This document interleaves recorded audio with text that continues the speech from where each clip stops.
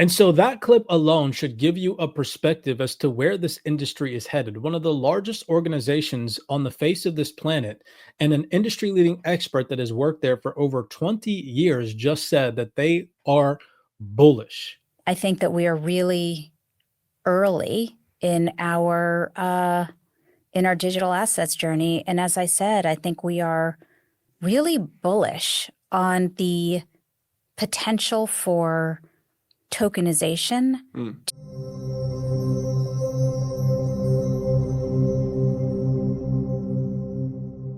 Alrighty, everybody, what is going on? Welcome back to another CYPRX video breakdown. In today's video, we're going to be listening in to some of the biggest industry leading experts in this space paint a very clear picture for you guys as to why you should be paying attention to the digital asset ecosystem.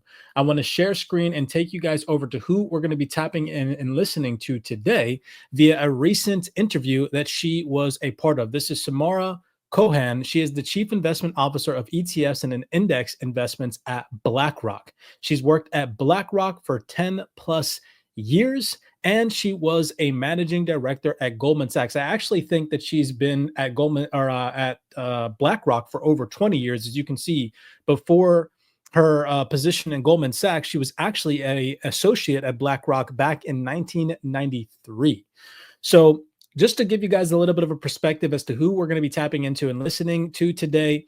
If you guys enjoy these types of deep research dives, do me a favor, smash that thumbs up button and subscribe, painting a very clear perspective as to why you guys should not be ignoring the digital asset ecosystem. You should not be fearful, and instead you should be embracing opportunity, seeking opportunities, and paying attention to how to position yourself on the right side of history. So before we get into this particular video breakdown, I want to set the tone with some motivation. Okay, so I recently posted this out and some things that have recently happened in the crypto ecosystem over the last 24 to 48 hours, depending on when you're watching this video, just go hand in hand with this post where I said, in crypto, just like in life, let me actually change my screen right here so you guys can see a bigger, there you go. In crypto, just like in life, what you consume is what you become. If you are constantly watching hype-driven, shallow influencers, don't be surprised when your portfolio mirrors their chaos. Every voice you allow into your circle shapes your thinking and your investments. Choose wisely. And then I said here in this post, the content that you consume carves the investor that you become. In crypto, surrounding yourself with noise breeds confusion. Clarity comes from conscious connection. Okay. And so that leads me over here to a post. This is directly from, again, the World Economic Forum, one of the largest organizations that pretty much run the world. Technology Convergence Report from June 2025. So a recent report. And in this, I highlighted one key part. And this just goes hand in hand with what we provide in the CYPRX community to our private community members. It says balancing potential and risks and adapting quickly will be key to success as the convergence paradigm waits for no one. Companies that hesitate risk being left behind as nimble competitors reshape value chains and redefine industry boundaries. And this is exactly what we're doing here at CYPRX, right? We're adapting quickly. And that has been a key cornerstone of our success here in the private CYPRX community. So just to show you guys a glimpse into our community, if you're not a part of our private Discord, what we deliver to our community members is daily and timely updates via fundamental developments as to what's happening intraday, day by day in the crypto ecosystem. And so I'm not going to thoroughly read through this entire report, but I just want to take you up to the very top of this, because yesterday I had mentioned and talked about how I was utilizing the discounted opportunity that we were seeing in crypto yesterday. As of time of recording, it is July 2nd. You might be watching this at a later time, but this is still all relevant info. The market was down $70 billion in value, and we broke down the macroeconomic fundamentals that were weighing on price action intraday. We talked about jobs reports. We talked about what Powell said in his speech that he delivered the other day with other members from central bankers in Portugal. We also talked about the geopolitical tensions and uncertainty and the tariff deadlines that were looming and taking place, and how they were all weighing on market sentiment intraday, and how we were positioning ourselves on the right side of the market by utilizing that as an advantage to our dollar cost average positions to get in at a discount. You guys can see that here. Okay, where I said these are days that we use to allow good DCA positions, maximizing our upside potential and minimizing our downside risk, utilizing 3 different catalysts that we pay attention to for our DCA positions here at CYPRX. Fast forward, now a day later, that message to our private community has most likely benefited anybody that was tapped in and paying attention. Because again, yesterday, the market was down $70 billion. If we go and we look at today's update, now inversely, we flip it on its head and we talk about why the market was up, what happened today in terms of fundamental data, the US data that came out with the ADP employment change, with the Middle East ceasefire announcement, and with tariff updates that actually drove a risk on sentiment. And now we can see today, the market is up over $100 billion in value. As you guys can see right here at the top, the total cryptocurrency market cap has hit $3.32 trillion, with Bitcoin reaching $109,200 per Bitcoin today, up 3%.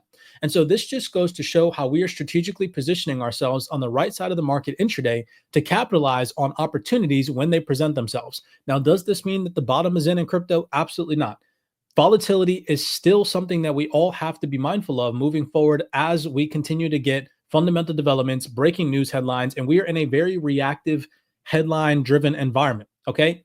But now is the time for you to be part of a proper community that educates their community members on what is happening instead of being confused on the market conditions.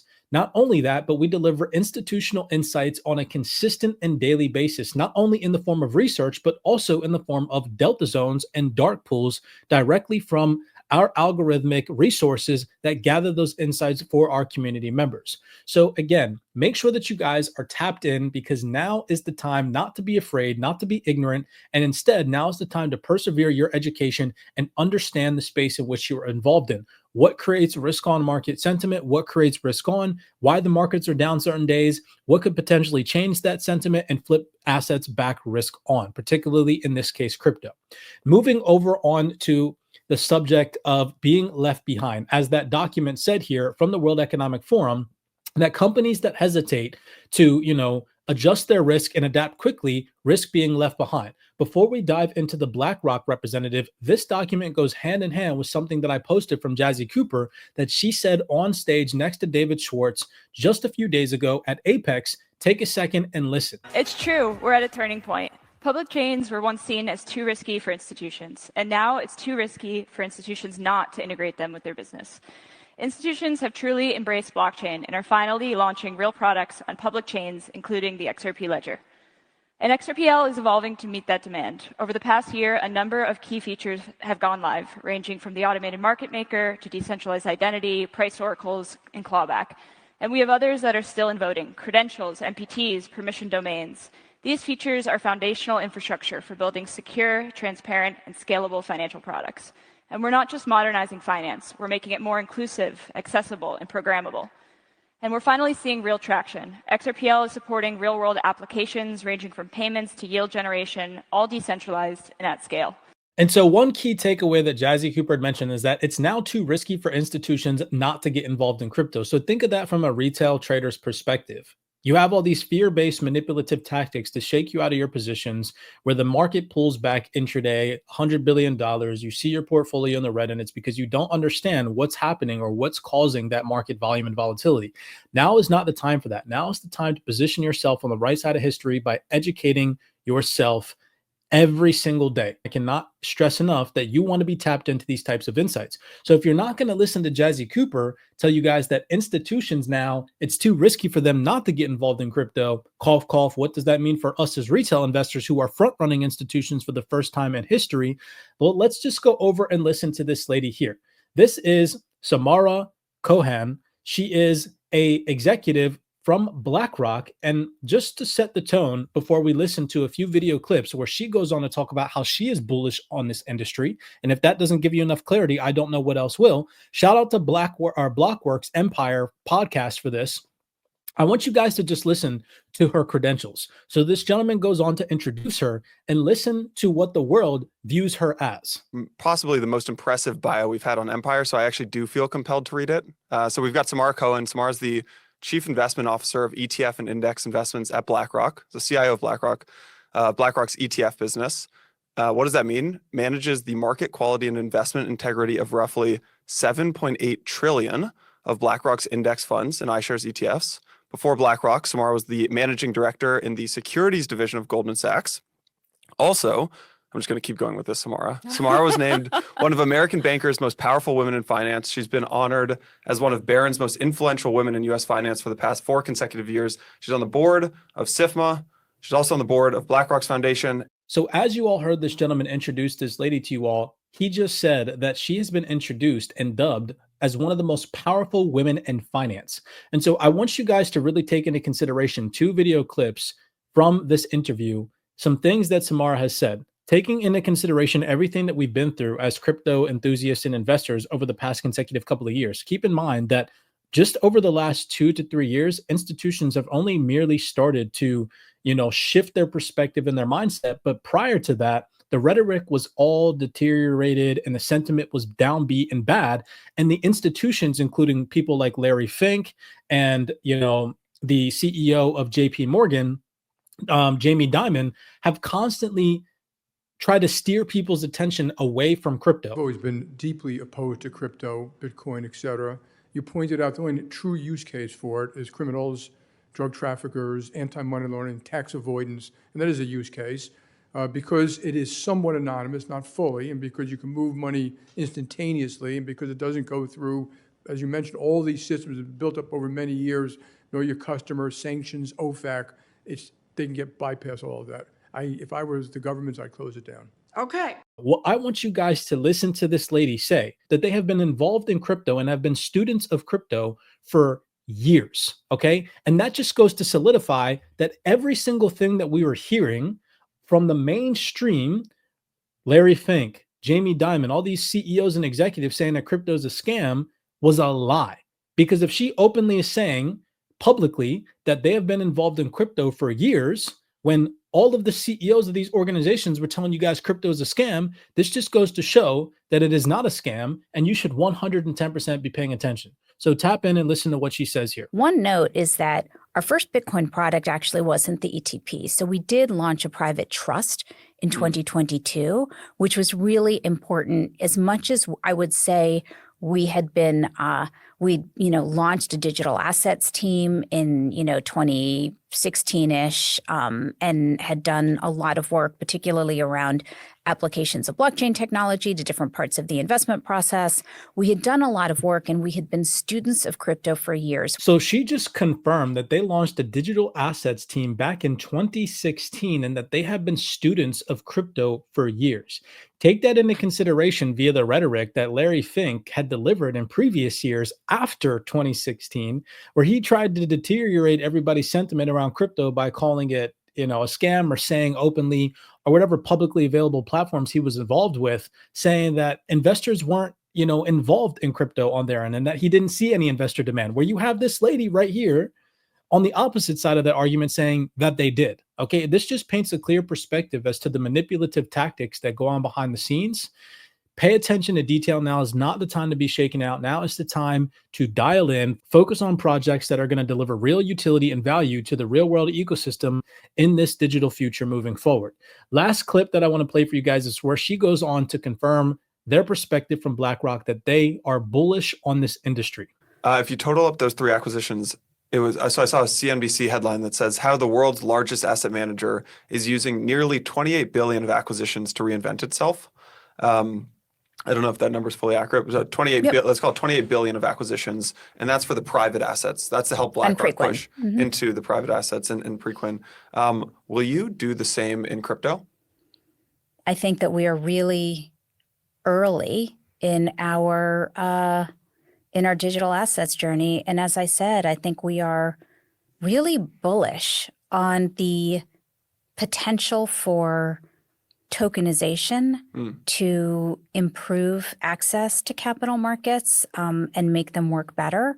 So we are very much focused on the path to more tokenization in markets. More tokenization. We are very focused on the utility of bridges to investors. So whether that is an ETP that kind of brings more access to crypto to, onto TradFi rails, or whether it is like we talked about tokenized money fund, some of the biggest consumers and investors in tokenized money funds are crypto native institutions that want more sophisticated, treasury management capabilities. So we will continue to invest in our capabilities to build those bridges. And so that clip alone should give you a perspective as to where this industry is headed. One of the largest organizations on the face of this planet and an industry leading expert that has worked there for over 20 years just said that they are bullish. Okay. I don't know what else to show people to see where this space is headed over the long term. The short term trajectory can always experience volume and volatility intraday to the downside. And that is not something that we can ignore. We have to understand how to position ourselves on the right side of the market on days where the market is bleeding, on days where we're seeing prices discounted. By understanding fundamentals, by understanding overall that this market is set to experience massive upside potential, not financial advice. So you choose to invest in the right projects and digital assets properly. That is all up to you. But at the end of the day, my goal here is to show you guys to block out the noise, make sure that you all are focused and paying attention to the right communities that are delivering you guys good, valuable information and institutional insights that matter, that the mainstream is never really going to come across because everybody's so fixated on things that are just noise and distractions. As always, bringing you guys some of the realest information in the game. I do appreciate the love and the support. If you would do us a favor, smash that thumbs up button, subscribe to the platform if you're not already. And with that being said, I will see you guys in the next video breakdown.